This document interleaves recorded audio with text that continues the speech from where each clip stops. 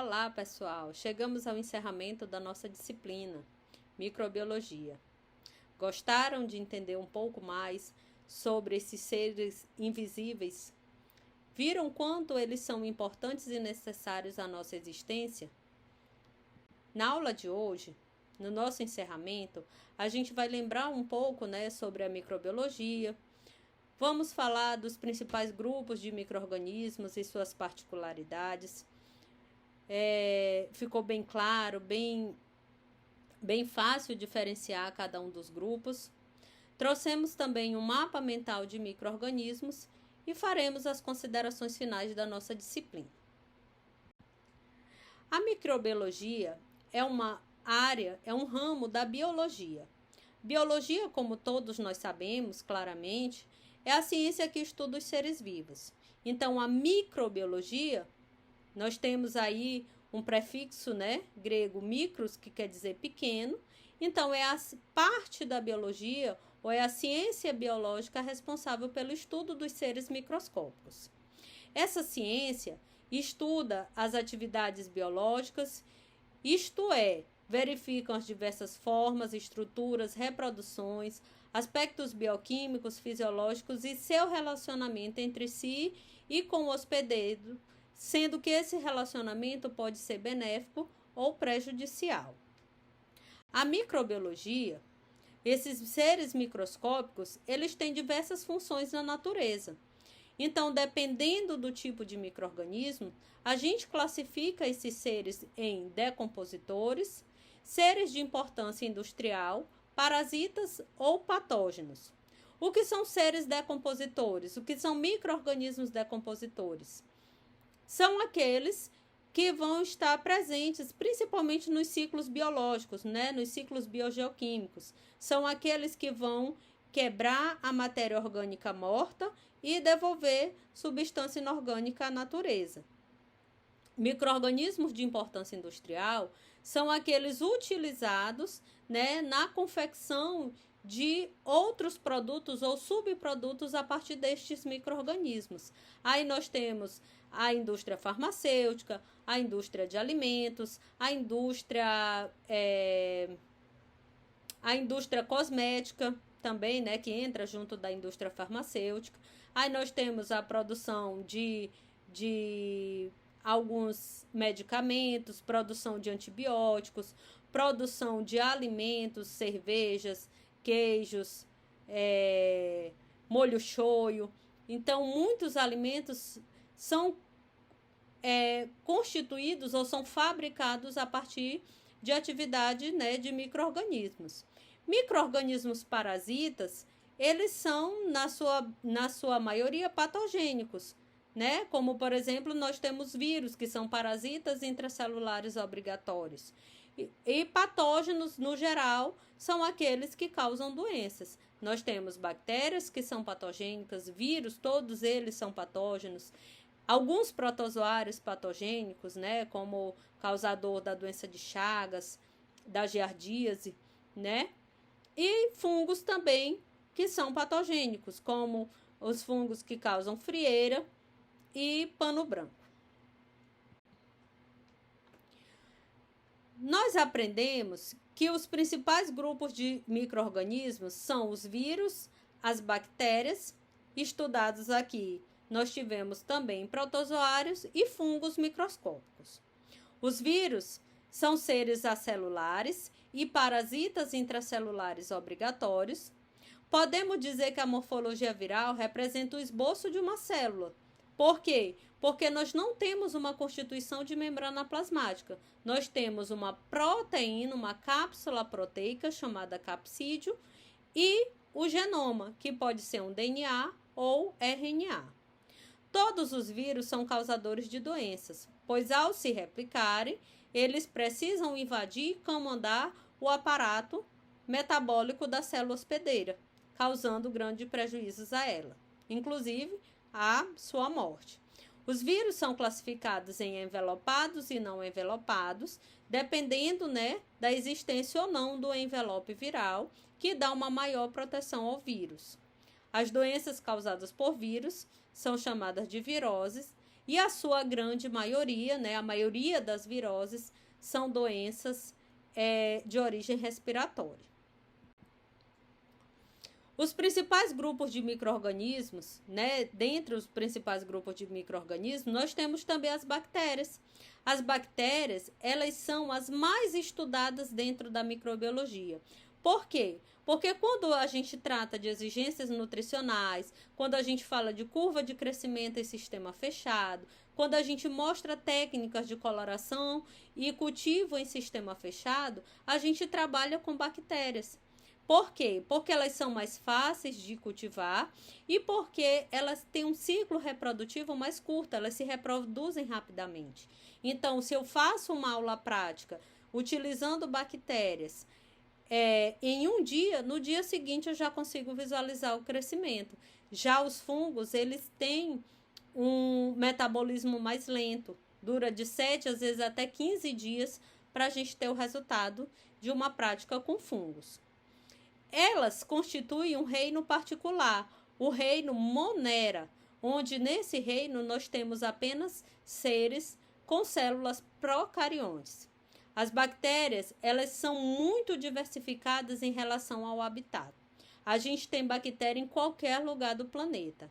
As arqueobactérias vivem em ambientes hostis, locais com muito sal, com muito metano, às vezes locais solo contendo gás metano, a gente tem bactérias ali presentes. Já as eubactérias exigem ambientes mais comuns a outros seres vivos.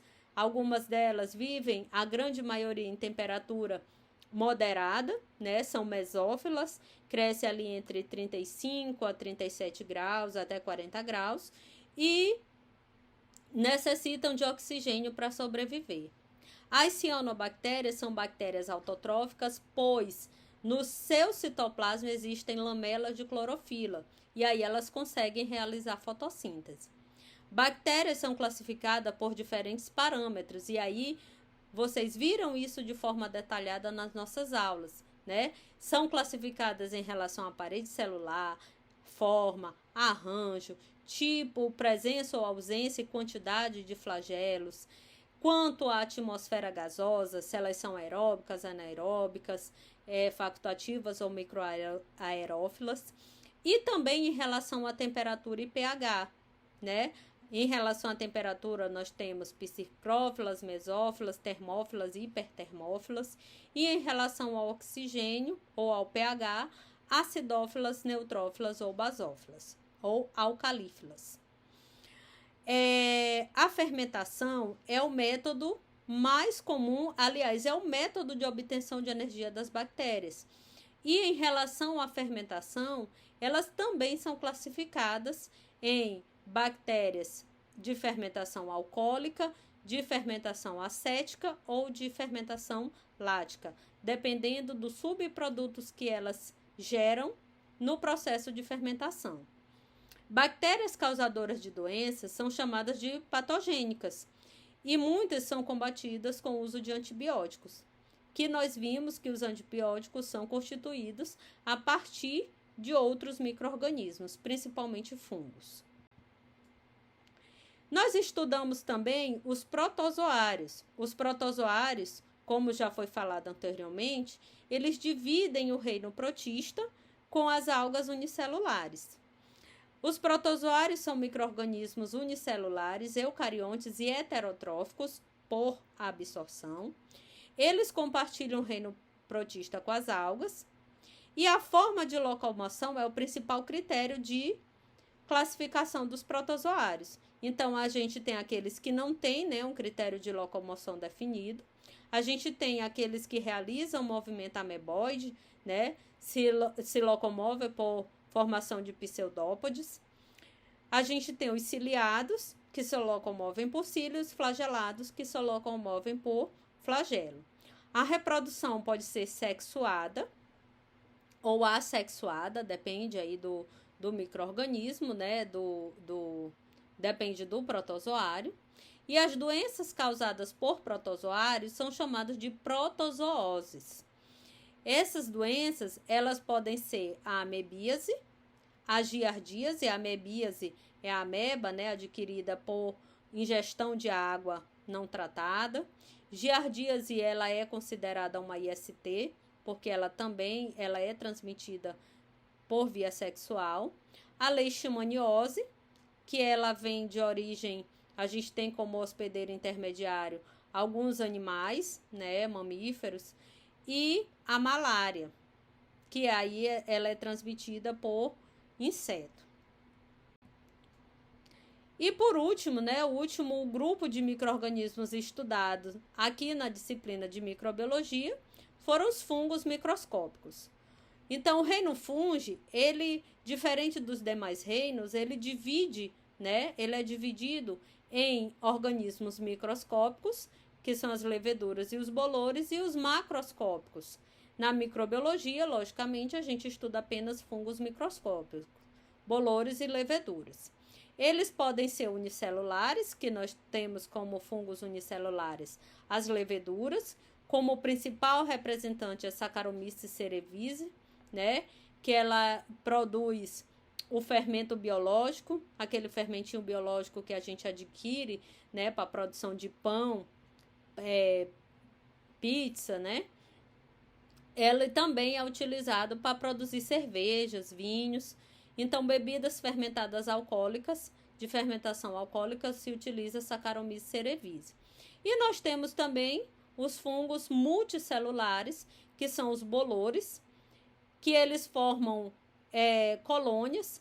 Essas colônias são facilmente visualizadas devido à estrutura corporal dos fungos, né? Eles formam hifas, que essas hifas a gente visualiza chamando popularmente de mofo. Os fungos são fundamentais no meio ambiente, sendo saprófitas e simbiontes.